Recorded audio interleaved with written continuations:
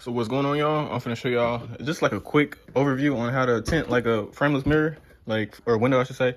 This is a Q60, I believe. Was it Q60? Q50, I can't remember. See, Q60, yeah. So frameless window. And one thing different about these windows compared to other frameless windows is that instead of having to like fold back the latch so the door window opens all the way up, you have to get this button right here pressed in. You see it went all the way up? Release it, come back down. So I've seen people either tape this over so it's in the stuck position like that, and tape it over, or what I found was easier, just make sure you don't scratch anything.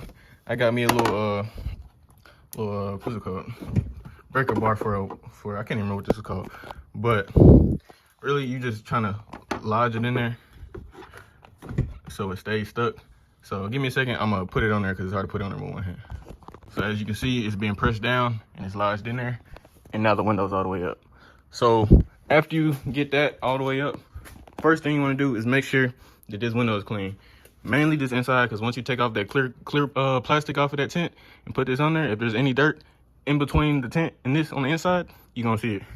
So what you do, get your spray bottle. I got still water and Dawn dish soap. It works good as a degreaser and just as a slip solution. Spray all that down, be generous. You don't gotta worry about like spraying too much. Don't worry about that. You're gonna get you a stainless steel flat blade like this, go at an angle, and you just clean the window.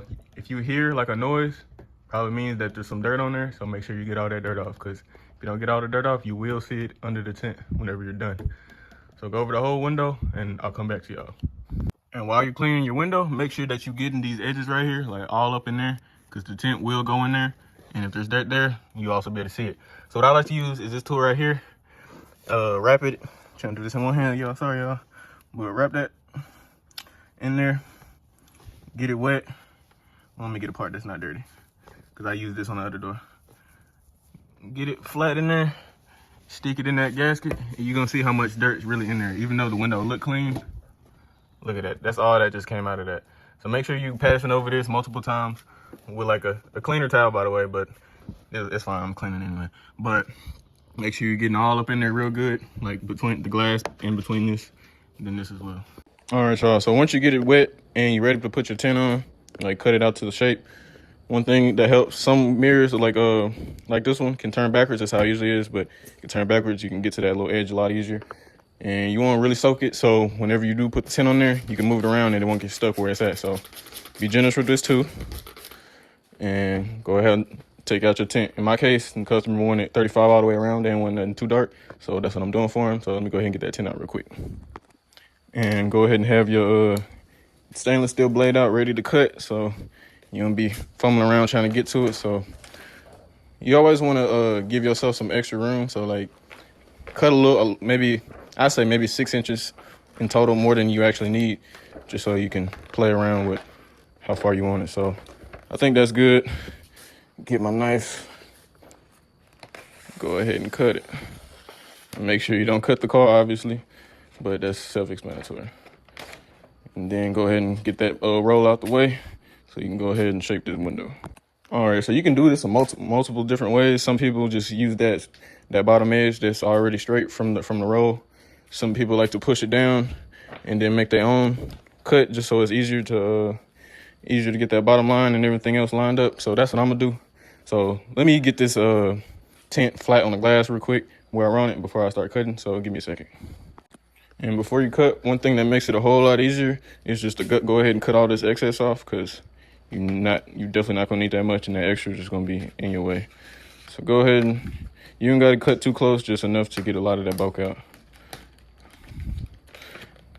See, this is one thing you gotta learn. Whenever you're done with one window, I forgot to snap this off, so go ahead and snap that piece off and get you a fresh blade whenever you're cutting this stuff.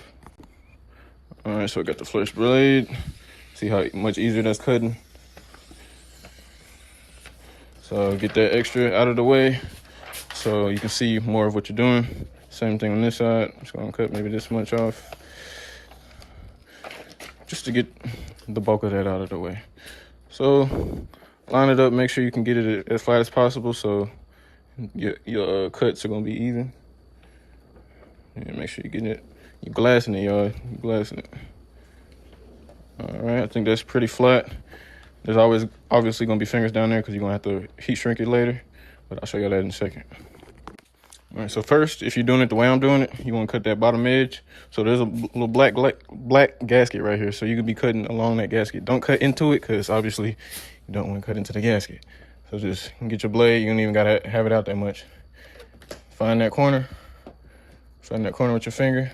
See, this is why I say moving this helps, because if you didn't have that, if this was in the way, this would be a whole lot harder. So rest it on top of that edge and just make sure you're going all the way straight with it.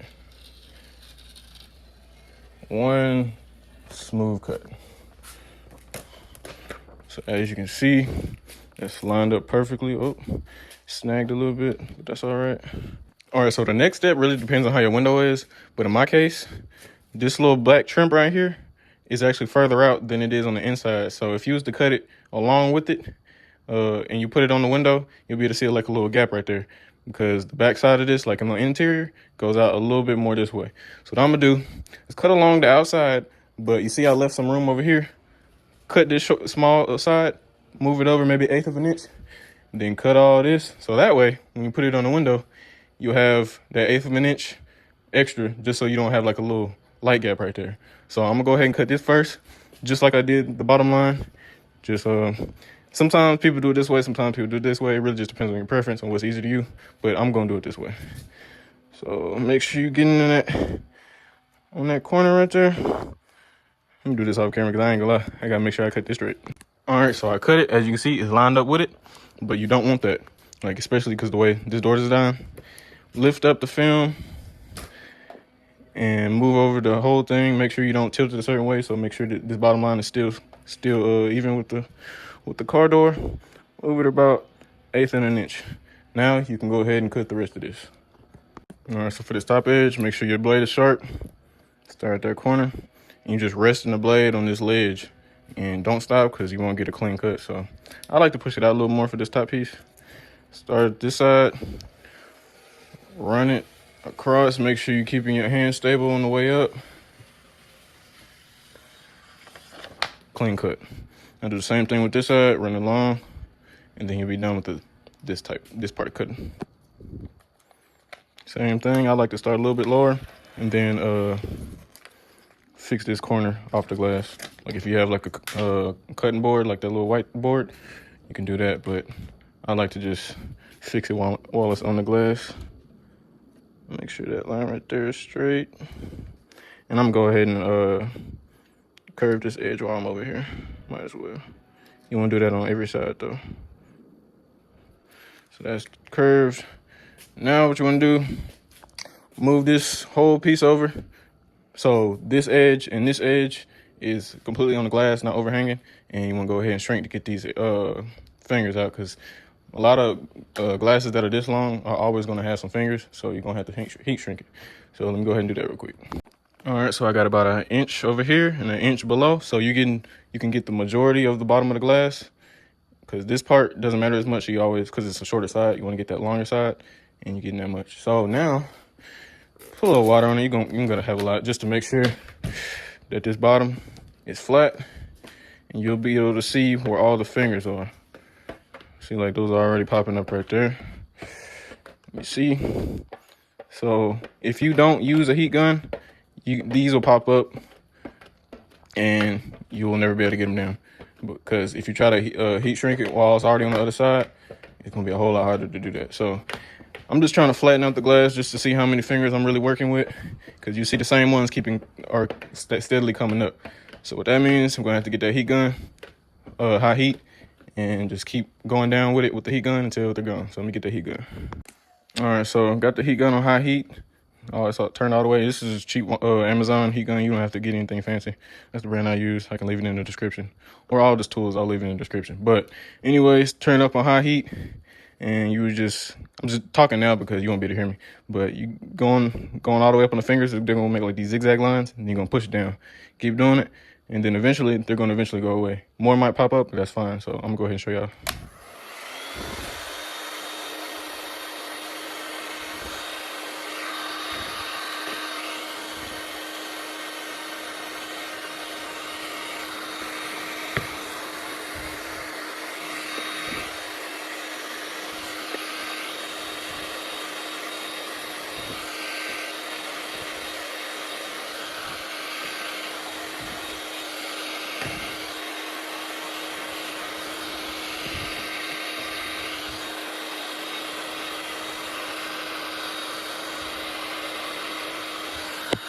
And then once you got the majority of them, one thing I like to do is lift up that bottom edge and go over this whole thing at the bottom and then lay it back down, and it helps it get all the little tiny fingers out. So let me do that.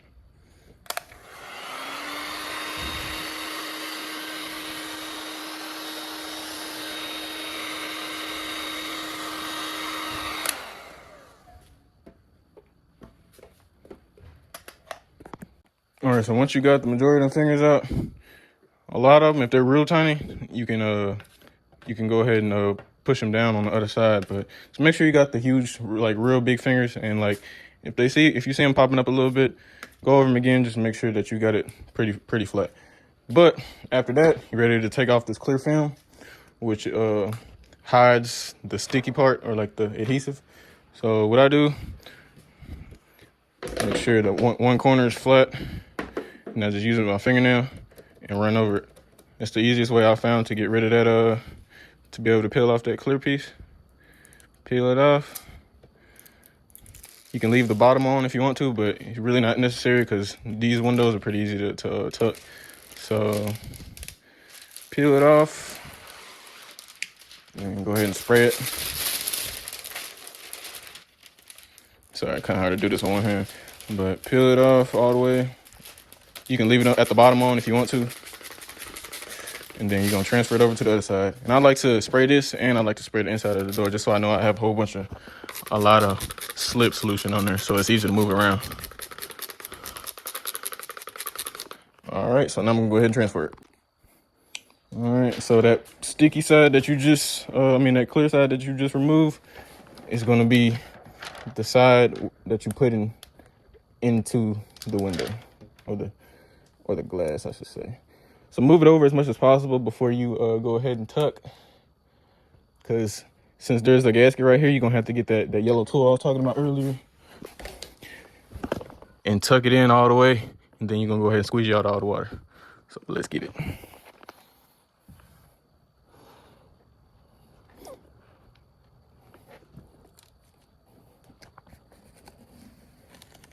And make sure also that you line up this top edge. You don't want a big gap because you will be able to see it. It'll be real noticeable. So you want to have like maybe that much, maybe a little more of an edge, because if you have it flush, every time you open the window, it's gonna pull off.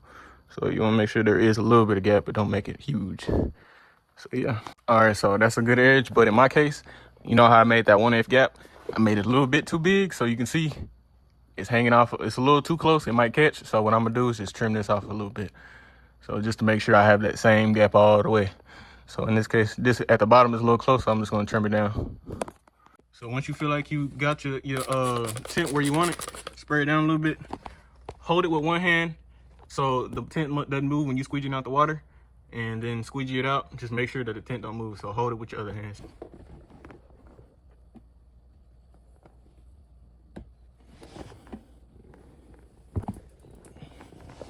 All right, so once you got that top edge, it's pretty much easy sailing from there. Really just getting all the water out.